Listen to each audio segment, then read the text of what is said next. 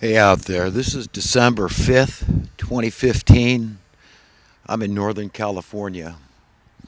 Today I'm going to get into a few things, current event wise, like the shooting down the road from where I am in San Bernardino. And I'm going to talk about, exactly how we've been corralled into this decadent, macabre, ungodly culture of death. And what's going on with this clash of civilizations and how this all came about. And that's actually a good place to start is with this New World Order bunch. And these people are about as satanic as it gets. And if anybody's seen Daddy Bush proclaim to the world unabashedly, very confidently, that this New World Order cabal would succeed, and we will succeed, I believe were his words.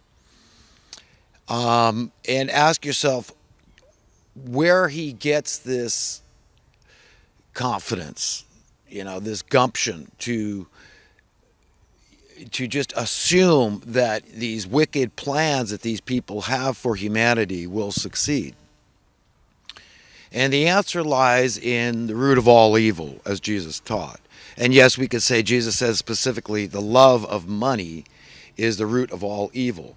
But let's face the fact that money plays an integral part of that sentence. So without money, there'd be no potential to love the money. Do you understand? So this whole idea that money was invented merely as an innocent, uh, functional means of exchange to facilitate exchange, that this was practical and this was a prudent, smart thing to do. This was a good idea to invent money for this purpose of facilitating exchange, is nonsense. We have to understand that, is it worth it? Is it really worth it? That we can't find other methods of exchange? We human beings at the top of the intellectual food chain, we can't figure this thing out. It's preposterous. And fundamentally, we all have to understand that. Understand how we are all by the throat of this New World Order cabal and what they do. And the reason is because they control the money printing. These people are hand in glove, hand in hand, two peas in a pod when it comes to the money printing operation, okay? This is the power. Imagine from a bunch of paper and ink and printing presses and artists to draw up your pretty currency, your fiat money, you control the entire military, okay? Because the military people have needs, and these needs are fulfilled through what? Money, through a paycheck they get. You understand how this works. So the power is immense. Basically, the power of money is the power of Satan. And this is not bizarre, okay, to state, because Jesus made it very clear this is the way it is. Until he returns, we're going to have serious problems. This is going to be a battle. This is going to be a battle of decent humanity opposing wicked humanity and trying to awaken all those that have been deceived by the wicked ones, by the evil ones, by the evil doers. And we've got to understand specifically who these people are. But this power of money is very powerful indeed. I mean, if somebody will say, look, my integrity, my honor, my conscience, the Bill of Rights, the Constitution, my conscience, all these things, play second fiddle to what's most important. What's most important is my physical survival. That's a big duh, right? I mean, yeah, if I don't survive physically, all these things of metaphorical value mean nothing to me. The golden rule, all this stuff, you know what? I've got to take care of my family, okay? So they've got us by the throat, and this is very, very, very powerful magic is what it is. And in order to break away from it, we have to say, no, I insist that I don't live in fear, okay? Life's hard enough, and I have a right to enjoy my stinking little life. You're not my owner. I'm a created being, and I have a creator that owns me, okay? And this is the one I depend on. This is the one that provided fruit on the fruit trees, grain in the fields. He provided the vegetables I need. He provided me with a brain so I know how to go out and build a shelter. I know how to take care. I know how to start a fire. Because God gave me a brain to do these things. I know how to stay warm when it's cold, and I know how to stay cool when it's hot, because I have an instinct for these things. And God provided the fish in the sea, and on and on and on, okay? God provided humanity with the brains to collectively create every stitch of technology, every bit of it, from a hammer and a nail to toys roving around on Mars, okay? These are to be accredited to God alone, okay, because he gave us a brain, not to the New World Order cabal. These people are nobody. These are depopulationists. These people are genocidal, maniacal freaks, megalomaniacs. I mean, there is not derogatory, pejorative enough terms out there to describe how heinous the crimes of these people are, what they won't do to maintain power. And one example of what they'll do is, well, look at what happened to Jesus Christ. I mean, they hated this man. What did he do? What did he threaten? Their authority. He spoke against these people, and he laid it out. He said, look, all you hypocrites, it doesn't matter if you're a little bit hypocritical, medium hypocritical, or a lot. Take the warning here.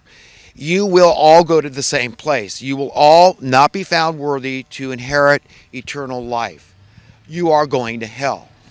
Look at JFK. This is what it's all about. Anybody that's an egalitarian, that believes in equality, believes in prosperity, believes in what's best for the people, safety and security and freedom and liberty, these kind of things, like Jesus and JFK and Martin Luther King Jr. and many, many, many others out there. Okay, John Lennon was a great example of an idealist, egalitarian. And, you know, there's just been a lot of really decent people through the ages that have spoken up and pointed out the disparity here in this world that we live in, this quote, reality, which is no more than unreality, and show the contrast of the lies that were being fed by these illegitimate gaggle of thugs and overlords out there that are murderous. That's it. They're willing to do whatever it takes. They don't care. They don't have any regard for their conscience.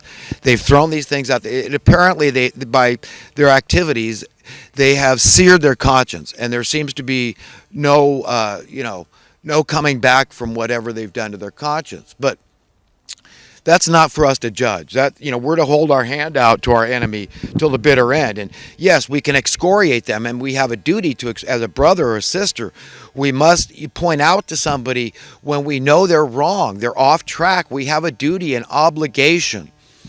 And even if it's just a little bit wrong, it's like this. Look, you open the door to inequality, to anti-egalitarianism, just by being a little bit elitist, by being a little bit hypocritical, by saying, well, there's got to be some exceptions here, and there's got to be, special privileges, exclusive privileges for some, and there's got to be all this inequality in our world. But, once you open that door a little bit, you become the decider, and you say, well, this standard, but no, you're going too far over here with your inequality, your anti-egalitarianism. You see, so this is why I am a devout, staunch egalitarian, because I believe this. I believe that we're missing the mark, and we're not going to be accepted into a renewed earth. Once the earth is reclaimed, like it is written and prophesied, all prophecy comes true. As bizarre as it might sound, but look, consider how bizarre your life is. You could be dead today. I mean, are we ready for death today? That this is the last day we have on earth. Okay, we should all, if there's one thing that's shooting down in San Bernardino and all over in Paris and all this could teach all of us, is that any day could be our last one, and we need to be ready. So we've got to go past this phony pseudo paradigm that is so riddled with injustice and immorality and decadence, and just, it's just a murderous, death-filled cult is what it is. It's social Darwinian, taken to the next level. They keep pushing what they call the Overton window. You know, Alex Jones is constantly talking about this Overton window. That's it. They do it incrementally. If they try to do this stuff overnight, you know, if they try to debase your currency, you know, overnight by 90%, they wouldn't be able to. But over 50 years, they can do that. And that's exactly what they've done. Understand, this is how they keep chaos and crises. They need the poverty. They need the crime. They need relevance. You need us. They need these problems. They bring in this clash of civilizations over the Middle East. They knew damn well they go over there and stir up a hornet's. We got no business being over there.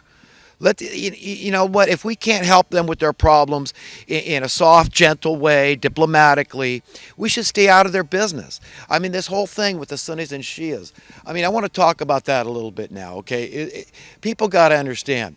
I've got a friend from Palestine. He explained a lot of this to me. I mean, you can get this information and study it for yourself, but you know, there's what, 1.5 billion Muslims or something. First of all, we've got to understand, and most of these people are very devout, pious, decent, upright people that love justice. They love the same things that so many Americans love. They want to be free. They want security. They want prosperity.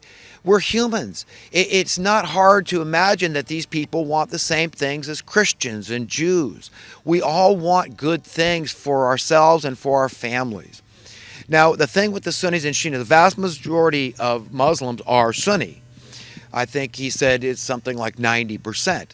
I can't remember exactly, but that comes to mind. And so you got 10% are Shias, and the difference is because the Shiites believe they have a direct bloodline to Muhammad. So we have to understand what's going on here. So I'm not saying all Shiites, but some of them may, you know, carry an air, an attitude perhaps of elitism. You see, this elitism is not okay to any degree. Anybody out there that thinks they're better than another, it's a big problem. You know, it's just like a special group, like, oh, I'm an American Indian, and, you know, well, you're what? You're a Native American. Okay, that's fantastic, but anybody born in America is a Native American. So, I mean, you know, we don't, in our right minds, the point is we don't want to be better than anybody else. We just want to be equal. I believe that's what God is telling me and trying to get me to tell others and others to spread that word that, you know what, you just want to be at peace. You just want good things, not just for yourself, for others. I mean, right now, if everybody had as much or more than I do in life, that is what would make me happy. This is what we have to understand. We have to get to the bottom of this thing called prosperity. Is it measured in dollars and cents or not? Now, I know I digress, but all this stuff is interrelated. The Muslim thing, the Shias and the Sunnis and what's going on here. But this, you know, this element of elitism is a big problem for a lot of Sunnis. They don't like it. This is why, you know, they don't, the Bashar al-Assad, these Sunnis, I mean Shiites, and the Iranians, okay, a lot of Shiites. So you understand what's going on here is very deep and profound. It goes way back in history. All this stuff goes so far back. But the thing that we've got going for us, all of us, Christians and Muslims, Shias, Sunnis, Jews, Messianic Jews, Judaistic Jews, you know, Buddhists, all of us, we all believe in one God. We all believe that there is one almighty creator God. And, you know, when we step back a little, all our faiths believe we're children of God. We're beloved. It's logical. It's reasonable to assume these things, that God makes sense, that God is logical, and that he wants us to think logically too. But he wants us to see that this world is illogical. So these people that are trying to cause a clash of civilization, this New World Order bunch that's causing all the terrorism, all these problems, it's all their fault. They're stirring things up. They're causing the